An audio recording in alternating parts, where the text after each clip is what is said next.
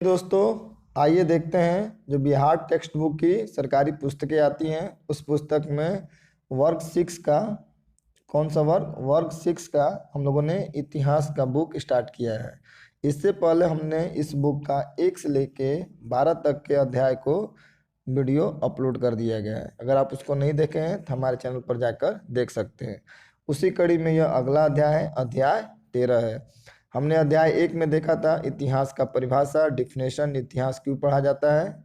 ठीक है, उसके बाद हम लोगों ने देखा प्रारंभिक समाज का विकास कैसे हुआ, लोग जंगलों से पहाड़ों से निकलकर मैदानी क्षेत्र में कैसे रहने लगे, फिर पशुपालन कैसे प्रारंभ किया, फिर कृषि कैसे प्रारंभ हुई, इस प्रकार गांव का विकास हुआ।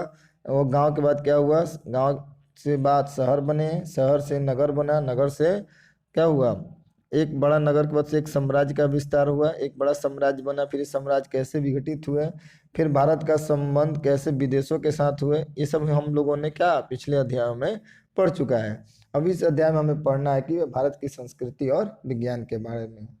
आइए देखते हैं श्रुति के सवाल। श्रुति एक बच्ची का नाम है। श्रुति अपने पिताजी के साथ पटना के म्यूजियम देखने गई। वहां की एक मूर्ति पर उसकी नज़र टिक गई। उसने अपने पिताजी से पूछा, यह किसकी मूर्ति है, इसे कब बनाया गया होगा। भारत के इतिहास में 4वीं से 7वीं सदी के बीच का समय संस्कृति और वैज्ञानिक प्रगति के दृष्टिकोण से महत्वपूर्ण है। इन 400 वर्षों में समाज, धर्म, कला, साहित्य, विज्ञान एवं तकनीक के क्षेत्र में ऐसे कई कार्य हुए जिसे आज भी याद रखा जाता है। पुराण महाकाव्य काल 4वीं सदी के प्रारंभ में से 7वीं सदी के मध्य तक का समय, जिसमें रामायण, महाभारत, पुराण एवं तमिल साहित्यों को अंतिम रूप से संकलित किया गया। इस काल में अन्य लौकिक महाकाव्य, गैर धार्मिक साहित्यों की भी रचना हुई, इसलिए इस काल को महाकाव्य काल कहते हैं, क्योंकि इस समय महाकाव्यों की रचना हुई है। कला एवं साहित्य, यह काल साहित्य रचना की दृष्टि से काफी समृद्ध रहा। इस काल में कई धार्मिक एवं लौकिक साहित्यों की रचना हुई। इन पुस्तकों में स्त्री एवं पुरुषों की वीर गाथाओं तथा देवताओं से संबंधित कहानियों को बड़े ही स्वाभाविक तरीके से लिखा गया है। पुराणों की रचना इसी काल में हुई थी। पुराणों से हमें धार्मिक, सामाजिक कहानियों के अतिरिक्त राजवंशों की वंशावली भी मिलती है। हिंदू रीति रिवाज एवं कानूनों से संबंधित कई पुस्तकों की रचना इसी काल में हुई। यद्यपि रामायण और महाभारत की रचना कई सौ वर्षों में हुई, लेकिन इसे अंतिम रूप से पुराणों की तरह इसी समय संकलित किया गया। आगे देखते हैं कुमार संभवम। नाम क्या है? कुमार संभवम में शिव पार्वती के प्रेम और प्रणय दृश्यों का वर्णन है। पार्वती ने शिव को पाने के लिए जो कठोर तपस्या की थी उसका बड़ा ही रोचक एवं सजीव वर्ण इस पुस्तक में किया गया है। किसमें? कुमार संभवम में। गुप्त काल में कई ऐसे दरबारी कवि थे जिनकी रचनाएं तो हमें पता नहीं होती, लेकिन उनकी रचनाओं के अभिलेखीय प्रमाण मौजूद हैं। आप हरिसेन की प्रयाग प्रशस्ति के बारे में पिछले अध्याय में पढ़ चुके हैं। ये काव्य शैली में कालिदास की तरह थे। हरिसेन का क्या है? प्रयाग प्रशस्ति।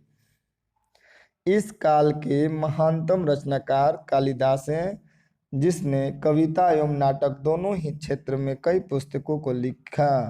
कालिदास के नाटक सुखांत और प्रेम प्रधान हैं। इसकी रचनाओं में ऋतु संहार, मेघदूतम, कुमार संभवम और रघुवंशम हैं। कालिदास अपने नाटकों में भाषा का चुनाव पात्र की सामाजिक स्थिति के अनुसार करते थे। उच्च सामाजिक स्तर के पात्र संस्कृत बोलते थे, जबकि निम्न सामाजिक स्तर के पात्र एवं स्त्रियां प्रायः प्राकृत तथा अन्य स्थानीय भाषा का प्रयोग करती थी। कालिदास की रचना अभिज्ञान शाकुंतलम साहित्य और नाट्य कला दोनों ही दृष्टि से बेजोड़ हैं। ठीक है, आगे देखते हैं। यहाँ पे मिसप्रिंट है, बेजोड़ है। उसके बाद देखते हैं क्या लिखा हुआ है। नाट्य कला दोनों दृष्टि से बेजोड़ है। ये लिखा हुआ है मालविकाग्निमित्रम। मालविकाग्निमित्रम नाटक शुंग वंश के इतिहास पर आधारित है। ठीक है, नाटक का नाम है मालविकाग्निमित्रम, जो शुंग वंश के इतिहास पर आधारित है। इस काल के नाटकों में शूद्रक की रचना मृच्छकटिकम अन्य काव्यों की तरह नहीं है, क्योंकि इसमें राजकीय जीवन एवं महाकाव्यों के प्रसंगों की बात नहीं की गई है। इसका नायक देखते हैं, इसका नायक दरिद्र ब्राह्मण सार्थवाह चारुदत्त हैं एवं नायिका वसंत सेना नाम की गायिकानी वेश्या है। इस नाटक के सभी पात्र अपने अपने क्षेत्र की स्थानीय भाषा बोलते हैं, जो वास्तविक जीवन के ज़्यादा करीब दिखाई देता है। इस नाटक के सभी पात्रों की भाषा बड़ी सहज है, लेकिन उनमें भरपूर संवेदना भी दिखाई देती है। इसमें समाज के सभी वर्गों, राजा, ब्राह्मण, जुआरी, व्यापारी, चोर, धूर्त, दास आदि का सहज चित्रण है। विशाख दत्त ने मुद्रा राक्षस एवं देवी चंद्रगुप्तम नामक दो ऐतिहासिक नाटकों की रचना की। मुद्रा राक्षस और देवी चंद्रगुप्तम किसने? विशाख दत्त ने। मुद्रा राक्षस में जहाँ चाणक्य की योजनाओं का वर्णन है, वहीं देवी चंद्रगुप्तम में शक्धिपति एवं रामगुप्त का चंद्रगुप्त द्वितीय द्वारा वध एवं ध्रुव देवी के साथ विवाह का चित्रण, आगे देखते हैं, चित्रण है। इस प्रसंग को आप पिछले अध्याय में भी पढ़े हैं। स्वयं हर्षवर्धन भी उच्च कोटि का नाटककार था। इसने नागनंद, रत्नावली, प्रियदर्शिका नामक 3 नाटकों की रचना की। यह संस्कृत के गद्य साहित्य के सर्वोत्तम उदाहरण हैं। चंद्रगुप्त द्वितीय के नवरत्नों में से एक अमर सिंह ने अमरकोश, जो संस्कृत शब्दकोश की रचना की। आगे देखते हैं, वत्सयान का कामसूत्र भी इस काल का प्रसिद्ध लौकिक ग्रंथ है। इसमें व्यवहारिक जीवन के सभी पक्षों का तार्किक विवेचन किया गया है। इसमें नागरिकों के लिए अच्छे व्यवहार, संगीत, नृत्य, गीत आदि की शिक्षा से संबंधित चर्चा है। इसमें संपन्न नागरिक के दैनिक जीवन का वर्णन किया गया है। आगे देखते हैं, इसी समय दक्षिण भारत में भी कई महाकाव्यों की रचना हुई, जिसमें संगम साहित्य के नाम से जाना जाता है। अब तक हम लोगों ने पढ़ रहा था जो साहित्य उत्तर भारत से जुड़े हुए थे, और दक्षिण भारत में जाएंगे तो वहाँ के महाकाव्य को क्या कहा गया है? साहित्य। कौन सा साहित्य? संगम साहित्य के नाम से जाना जाता है। इन ग्रंथों की रचना तमिल भाषा में की गई। किस भाषा में? तमिल भाषा में। इलंगो नामक कवि ने शिल्पपादिकारम की रचना की। इसमें देखिए, इसमें कोवलन, क्या लिखा हुआ है? मिसप्रिंट है। कोवलन नामक व्यापारी का उल्लेख है। नाम क्या है? कोवलम नामक व्यापारी का उल्लेख है, जो अपनी पत्नी कन्नगी को छोड़कर माधवी नाम की वेश्या से प्रेम करता है। राजा जौहरी के द्वारा चोरी का झूठा आरोप लगाने पर राजा के द्वारा उसे क्या किया जाता है? उसे प्राण दंड दे दिया गया। इसकी पत्नी कन्नगी ने अन्याय के विरुद्ध में, ठीक है, अन्याय के विरुद्ध में कौन सा शहर है? मदुरा शहर का नाश कर डाला। आगे देखते हैं, मणिमेखलाई लगभग 400 वर्षों के बाद तमिल भाषा में ही सत्यनार द्वारा लिखा गया। इसमें कुवलन और माधवी की बेटी की कहानी है। आगे देखते हैं, आम लोगों के द्वारा भी कहानी, कविता, गीत एवं नाटक लिखे जाते थे। इनमें से कुछ शिक्षाप्रद कहानियों का संकलन जातक सहित एवं पंचतंत्र में संकलित हैं। जातक क्यों? बौद्ध धर्म से रिलेटेड है। और पंचतंत्र, जातक कथाएं स्तूपों की रैलियों एवं अजंता के चित्रों में दर्शाया गया है। आगे देखते हैं, वास्तुकला और स्थापत्य कला। इस समय साहित्य के साथ साथ वास्तुकला के क्षेत्र में भी कई उपलब्धियां हासिल की गई। इस समय के बनाए गए बौद्ध विहार एवं मठ आज भी विद्यमान है। हालांकि मंदिर निर्माण की प्रक्रिया इसी समय शुरू हुई थी, लेकिन मंदिरों के पर्याप्त अवशेष हमें नहीं मिलते हैं। दक्षिण भारत में भी मठ मंदिरों का निर्माण की प्रक्रिया शुरू हो गई थी। पूजा पाठ की जो सामग्री है वो मिल रही है, लेकिन एक चीज़ है, हम लोगों ने देखा कि मंदिर का कहीं साक्ष्य अभी तक नहीं मिला। आगे देखते हैं, मंदिर निर्माण की शुरुआत गर्भगृह से होती थी। गर्भगृह वहाँ होता है जिस मंदिर में अगर बड़ा सा गुंबज बना होता है तो गर्भगृह इसी का जहाँ पे मूर्ति का स्थापना किया जाता है और जहाँ पे प्राण प्रतिष्ठा डाला जाता है उस एरिया को क्या कहा जाता है? गर्भगृह। तो मंदिर बनता था दक्षिण में तो सबसे पहले गर्भगृह को बनाया जाता था, उसके बाद अब आसपास के क्या होता है? कैंपस बनता था। ठीक है। तब मंदिर निर्माण की शुरुआत गर्भगृह से होती थी जिसमें देवताओं की मूर्ति रखी जाती थी। गर्भगृह तक पहुंचने के लिए एक ढलान होता था जिसमें एक सभा से होकर गुजरना पड़ता था। सभा भवन के का द्वार ड्रयोडी में निकलता था। भवन के चारों ओर दीवार युक्त आंगन होता था। इस आंगन में आगे चलकर छोटे छोटे मंदिरों का निर्माण कर अन्य देवताओं की मूर्तियां स्थापित की जाने लगी। इस समय के अधिकांश मंदिरों में शिखर नहीं बनते थे, लेकिन शिखर निर्माण की शुरुआत भी इसी समय हो चुकी थी। मंदिर का निर्माण चबूतरे पर किया जाता था। ऊपर चढ़ने के लिए सीढ़ियां बनी होती थी। मंदिरों के द्वारा और स्तंभ सुसज्जित होते थे। अब आप अपने गांव मोहल्ले के मंदिर के बारे में कुछ बताइए। आगे देखते हैं। गुप्त काल का सर्वोत्कृष्ट मंदिर झांसी। ठीक है, इसके बारे में कुछ पढ़ते हैं। कहाँ पड़ता है झांसी? ये उत्तर प्रदेश यानी यूपी में पड़ता है। यहाँ लिखा हुआ है देवगढ़ का दशावतार मंदिर। मंदिर का नाम क्या है? दशावतार मंदिर। यह किसको? वैष्णव धर्म से संबंधित वास्तुकला का महत्वपूर्ण उदाहरण है। क्वेश्चन आता है कि दशावतार मंदिर किस देवता से जुड़ा हुआ है या किस देवता को समर्पित है? तो क्या हो जाएगा? वैष्णव यानी भगवान विष्णु से। इस मंदिर के निर्माण में गुप्तकालीन स्थापत्य कला का विकसित रूप दिखाई देता है। मंदिर के शिखर 12 मीटर ऊंचा है जो संभवतः मंदिर पर शिखर निर्माण का पहला उदाहरण है।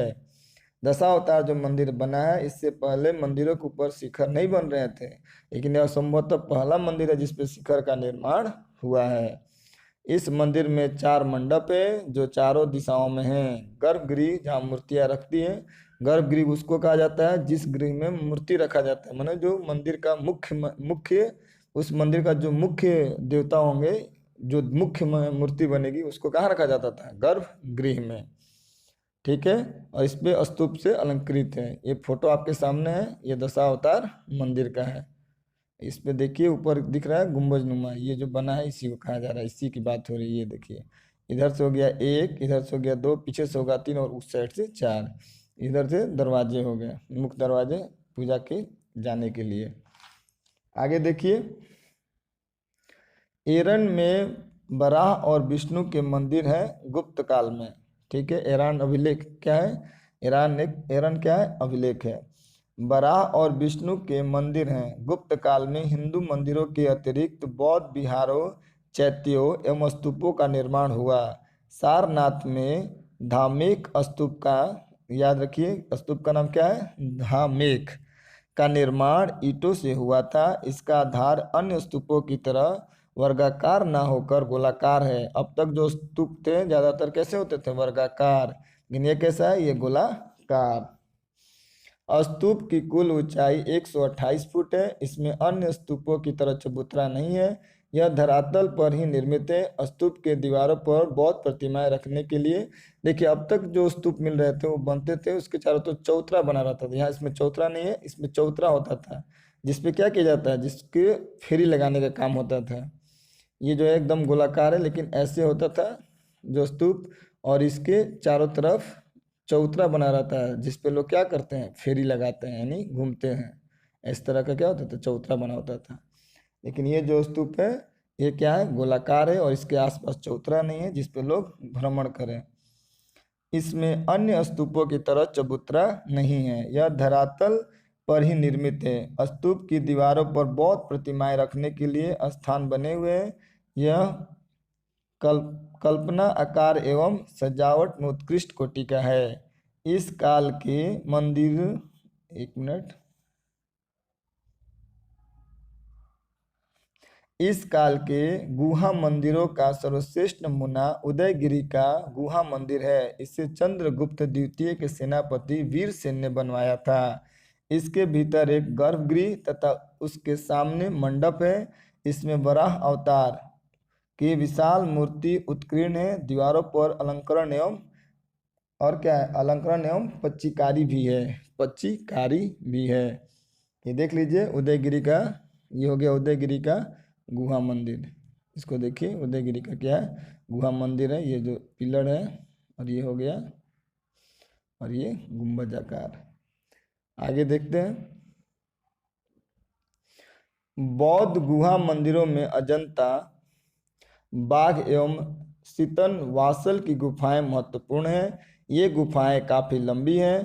पहले की गुफाओं के विपरीत इस काल की गुफाएं अलंकृत मिलती हैं। अलंकृत मतलब सुशोभित और सजा धजा, जिस पे कलाकृतियां बहुत सारी हो, सजावट किया, उसको क्या किया जाता है, अलंकृत कहा जाता है। गुफा मंदिरों में बौद्ध धर्मावलंबी पूजा करने के लिए आते थे। मान लीजिए ये पत्थर का बड़ा सा क्या है, गुफा है, ठीक है। इसको अंदर से काट के सुरंग बनाया जाता था। सुरंग बनाकर इन दीवारों पर कलाकृति करके उन क्या किया गया, बौद्ध का मंदिर बनाया गया, जानवरों का चित्र बनाया गया। इस तरह से कटिंग किया गया ताकि अंदर गुफा क्या करे, सुंदर लगे। अब आइए मूर्ति कला के बारे में देखते हैं। मूर्ति कला के क्षेत्र में चौथी से 7वीं सदी के बीच मथुरा, सारनाथ, पाटलिपुत्र महत्वपूर्ण केंद्र के रूप में उभरा।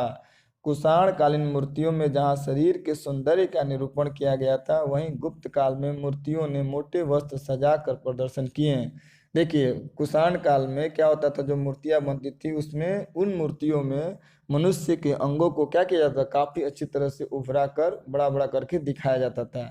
लेकिन अब जैसे ही गुप्त काल हुआ, इसमें क्या हो गया, गुप्त काल में मोटे मोटे कपड़े लिए गए और कपड़ों पे क्या किया गया, उन वस्त्रों में कटिंग करके धागा से तो क्या करते, सिलाई कर करके उसको और सुंदरतित बनाया गया। अब जो जहाँ पे अंग को दिखाया जाता था उसको छोड़ के अब वस्त्रों पे आके क्या होने लगा, सजावट या नख क्या बोलते हैं, सजावट या उसको उसको सुसज्जित किया जाने लगा, ठीक है। मूर्तियों के सुसज्जित आभा मंडल बनाए गए। देवी देवताओं को मानव का रूप दिया गया। इस काल की मूर्ति कला गंधार शैली की अपेक्षा मथुरा शैली का प्रभाव अधिक दिखता है। मथुरा शैली में ही संभवतः पहली भगवान बुद्ध की मूर्ति बनी, क्योंकि अब क्या किया गया, मानव देवी देवताओं को मानव स्वरूप दिया जाने लगा। अभी सिर्फ कल्पना में होता था कि हवा है तो पवन देव हैं, ठीक है, और उसके बाद होता था कि अगर अग्नि है तो अग्नि देव हैं। मन जो चीज प्रकृति होती थी वो देवी देवता होते थे, उनका रूप स्वरूप नहीं बनाया जाता था। लेकिन मथुरा से ले आते आते गौतम बुद्ध का भी क्या हो गया है, मूर्ति बन गया है। अब देवी देवताओं को मनुष्यों की तरह रूप दिया जाने लगा। इस काल में बुद्ध की प्रतिमाओं के साथ साथ विष्णु की भी मूर्तियां बनाई गईं, ठीक है। गौतम बुद्ध को भगवान विष्णु का 10वां अवतार माना गया है। विष्णु की यह प्रसिद्ध मूर्ति देवगढ़ के दशावतार मंदिर में है। दशावतार मंदिर किससे है, विष्णु से। याद रखिए दशावतार मंदिर का संबंध किससे है, भगवान विष्णु से। इस मूर्ति में भगवान विष्णु को शेषनाग की शिष्या पर आराम की मुद्रा में दिखाया गया है। ये कुंडल, मुकुट, माला, हार, कंगन आदि से सुशोभित है, मतलब उसको पहने हुए हैं। इनके एक और शिव और इंद्र की मूर्ति है। समीप में दो शास्त्रों, एक मिनट देखते हैं, यहाँ दो शस्त्रधारी पुरुष हैं। क्या है, दो शस्त्रधारी पुरुष हैं। कार्तिकेय मयूर पर आसीन है, ठीक है। कार्तिक भगवान किस पर है, तो मयूर पर क्या है, आसीन है। तथा नभि से निकले कमल पर 4 मुख वाले ब्रह्मा विराजमान हैं। लक्ष्मी पैर दबा रही हैं। काशी में गोवर्धन पर्वत के गेंद के समान उठाए हुए श्री कृष्ण की भी मूर्ति मिली हुई है।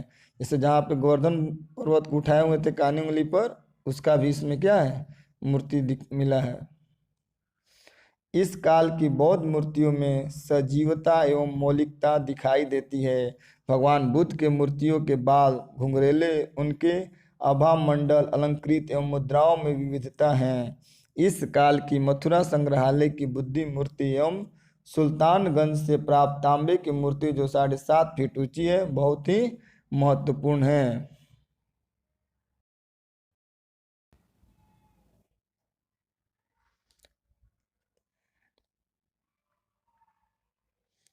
चित्रकला, अब आइए देखते हैं चित्रकला। इस काल के चित्रकला का सबसे अच्छा उदाहरण अजंता की गुफाओं में भी मिले भित्ति हैं।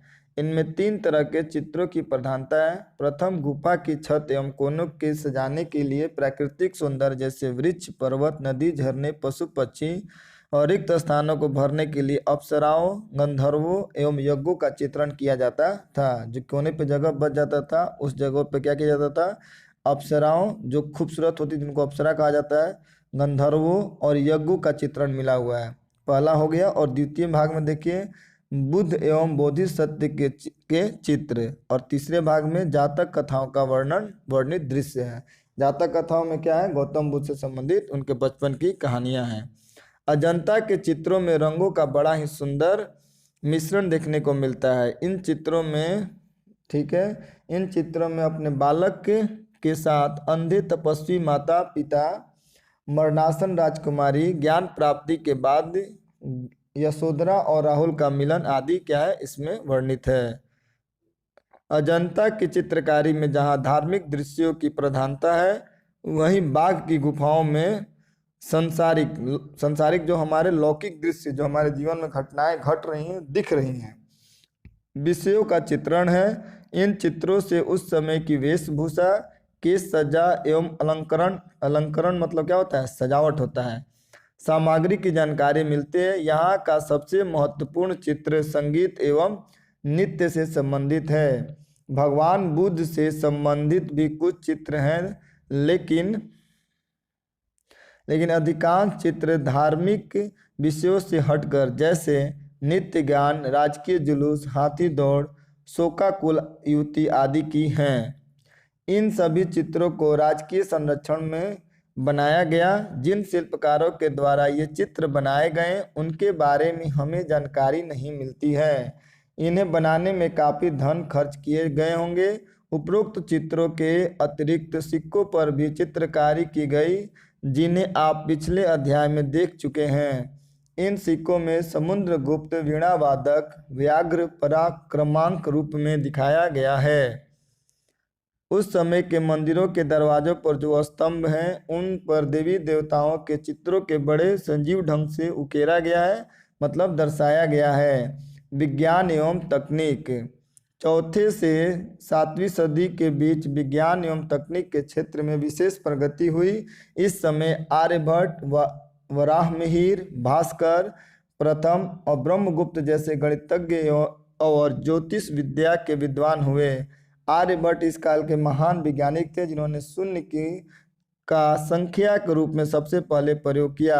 आर्यभट्ट ही सबसे पहले बताया कि शून्य, इसको शून्य मतलब कुछ नहीं, शून्य को क्या करते हैं? अंक में भी काउंट किया जा सकता है, जो बाद में लग के किसी का वैल्यू बढ़ा सकता है। इन्होंने ही सबसे पहले बताया कि पृथ्वी कैसी है? गोल है और अपने धुरी पर क्या कर रही है? घूम रही है। और जब चंद्रमा उनके सामने पड़ता है और उसकी परछाई पड़ती है तो क्या होता है? ग्रहण लगता है।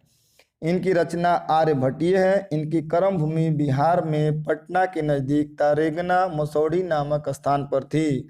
आयुर्वेद के विज्ञान और चिकित्सक धन्वंतरी चंद्रगुप्त द्वितीय के दरबार में थे। क्वेश्चन आता है कि धन्वंतरी किसके राज दरबार में रहते थे? तो चंद्रगुप्त द्वितीय के दरबार में। इस काल में मनुष्यों के साथ साथ जानवरों की भी चिकित्सा होती थी। नागा अर्जुन रसायन शास्त्र एवं धातु विज्ञान के जानकार थे। इन्होंने सोना, चांदी, तांबा आदि के प्रयोग से रोगों का इलाज का उपाय बताया। आज भी आयरन की कमी होती है, तो जो आयरन की कमी यानी खून की कमी होती है, तो आयरन के बारे में बताया जाता है। ठीक है, उस समय भी धातु का प्रयोग करके रोगों को ठीक किया जाता था। इस काल में धातु संबंधी ज्ञान की भी अच्छी प्रगति हुई। इस तकनीक के विकास में शिल्प समुदाय का सराहनीय योगदान था। जैसा कि हमने अध्याय 12 में देखा है कि धातु कला के मुख्य अवशेष कुतुब मीनार परिसर, मेहरौली का लौह स्तंभ, इनमें ऐसी तकनीक का प्रयोग हुआ कि आज तक ये जंग से सुरक्षित हैं। और अभी के डेट में जो पुल बनते हैं, लोहे का इस्तेमाल होता है, उसमें तुरंत जंग लग जा रहा है और टूट जा रहा है। लेकिन सोचिए, ये जो क्या है, मेहरौली का लौह स्तंभ है और कुतुब मीनार है, इनमें किस प्रकार के लोहे का इस्तेमाल हुआ है, इसमें आज तक जंग नहीं लगा। इससे पता चलता है कुछ समय धातु के बारे में लोग कितने जानकार थे, या धातु विज्ञान कितना आगे बढ़ चुका था। इसकी जानकारी हमें नहीं है कि उस समय लोगों ने धातु विज्ञान को इतना विकसित कैसे किया। भागलपुर जिले बिहार के सुल्तानगंज से प्राप्त बुद्ध की 7.5 फीट की प्रतिमा जो मूर्ति है वो भी धातु विज्ञान का उत्तम नमूना है। यह लगभग 1 टन की है। धातु विज्ञान की प्रगति सिक्कों और मोहरों के निर्माण में भी देखने को मिलती है। इस काल में स्वर्ण सिक्कों का मिलावट सुंदर तकनीक का प्रयोग किया गया था। तत्कालिक धातु कला का ज्ञान हमें इस समय के आभूषणों से भी मिलते हैं। आगे देखते हैं। इस प्रकार यह अध्याय समाप्त हुआ। जो अध्याय हमने पढ़ा है उस अध्याय पर आधारित कुछ ऑब्जेक्टिव क्वेश्चन है, आइए उसके बारे में देखते हैं। अभिज्ञान शकुंतलम की रचना किसने किया था? कालिदास ने किया था। यह क्या है? यह जीवंत नाटक है। मंदिर के महत्वपूर्ण भाग जहाँ देवताओं की प्रतिमा रखी जाती थी तो सबसे पहले गर्भगृह का निर्माण होता था और गर्भगृह में ही क्या होता है? देवता की मूर्ति रखी जाती है और प्राण प्रतिष्ठा दिया जाता है। दशा अवतार मंदिर ये किसके लिए है? तो भगवान विष्णु के लिए है। भगवान विष्णु के 10वां अवतार गौतम बुद्ध को माना गया है। इनमें से सबसे पहले किस पुस्तक की रचना हुई? तो सबसे पुरानी इसमें क्या है? पुराण। तो पुराण याद रखिए, सबसे पुराना पुराण। इनमें तमिल साहित्य कौन सा है? तो हो जाएगा शिल्प दिकारम। क्या हो जाएगा? शिल्प दिकारम ये हो जाएगा तमिल साहित्य। किसके द्वारा लिखा गया था? तो इलंगे इलंगे के द्वारा। किसके द्वारा? इलंगो होता है नाम इनका, इलंगो। इस प्रकार यह अध्याय समाप्त होता है। इस क्वेश्चन को देखिए और इस चैप्टर को पढ़ने के बाद उस पर आधारित इन प्रश्नों का उत्तर कॉपी में लिखिए और नोट करिए। इसे दिया हुआ क्वेश्चन, दिल्ली के मेहरौली के लौह स्तंभ के बारे में 5 वाक्य में लिखें, इसको लिखिए। फिर ऐतिहासिक महत्व के 2 इमारत, इसमें भी लौह स्तंभ मेहरौली वाला लिख दीजिए और कुतुब मीनार दोनों दिया। उसके बारे में बौद्ध विहार जहाँ बौद्ध भिक्षु आके रहते थे इसको बौद्ध विहार कहा गया। किस धर्म से संबंधित है? तो ये बौद्ध धर्म से संबंधित है। आगे आओ चर्चा करें। अपने गांव के मंदिर में जाकर उनकी तुलना किसी प्राचीन मंदिर से करें। इसमें आप अपने परिवार के किसी सदस्य की मदद ले सकते हैं। आप मंदिर को देखिए। फिर अजंता की गुफाएं कहाँ हैं? शिक्षक की सहायता से इनके महत्व के बारे में जानकारी लें। अजंता की गुफाएं के बारे में हम लोगों ने बताया, इसमें कलाकृतियाँ थी, कोनों में किसकी अलग कलाकृतियाँ थी ये भी हम लोगों ने पढ़ा। एक बार इस वीडियो को पूरे ध्यान से देखिए और इन प्रश्नों के उत्तर कॉपी में लिखिए। ठीक है, बहुत जल्द मिलते हैं अगले चैप्टर को लेके। अब ये बुक हमारी क्या है? समाप्ति की ओर है। जैसे ही यह समाप्त होता है वैसे ही हम क्या करेंगे? जियोग्राफी का बुक क्या करेंगे? स्टार्ट करेंगे, वो भी क्लास 6 का। जैसे ही क्लास 6 खत्म होगा उसके बाद क्लास 7 पढ़ा जाएगा। अगर इन जो वीडियो हम बना रहे हैं इसका अगर आप PDF चाहते हैं तो जिस चैनल का जो नाम है यूट्यूब पर, यही चैनल का नाम हमारा टेलीग्राम पे भी है, उस टेलीग्राम है, उस ग्रुप में जुड़कर आप हमसे PDF ले सकते हैं। अगर आपको यह हमारा प्रयास अच्छा लगता है तो आप हमारे चैनल को सब्सक्राइब करें और हमारे वीडियो को लाइक करें। देखने के लिए आपका बहुत बहुत धन्यवाद।